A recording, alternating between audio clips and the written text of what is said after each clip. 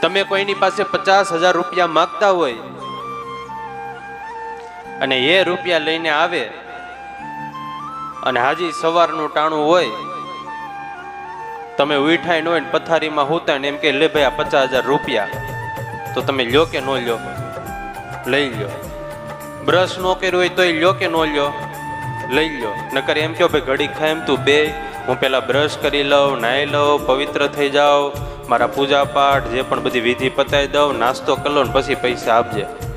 એમ કરો, તરત લઈ લઈએ. કોઈ ઓફિસમાં પૈસા દેવા આવે, તમારી ઓફિસ હોય ત્યાં વેલા 50,000 રૂપિયા, તો તમે એમ કહો નહીં ભાઈ હું ઓફિસે પૈસા ન લઉં, તારે ઘરે આવવું પડે તો જ પૈસા લઉં. લઈ લઈને તરત જ.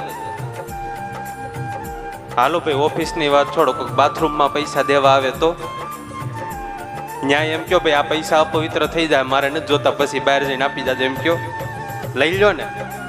હવે એ પૈસા હોય એને તમે બહાર બજારમાં કોઈ પણ વસ્તુ લેવા જાઓ તો ત્યાં ઓલો હોય વેપારી એમ કે ભાઈ તે આ પૈસા છે એ ઓફિસે લીધા હતા એટલે નહીં હાલે, તે આ પૈસા ઘરે લીધા હોય તો જ હાલે. એવું કે તે પૈસા ભાઈ આ મોઢું ધોયા વગર લીધા હતા એટલે નહીં હાલે. એવું કે ભાઈ તે પૈસા તું બાથરૂમમાં લઈ ગયો તો અપવિત્રતા થઈ ગયા, હવે આ નહીં લઉં. એવું કે એ પૈસા ગમે ત્યાં લીધા હોય, ગમે એ લીધા હોય, એ કામ કરે ને કરે જ.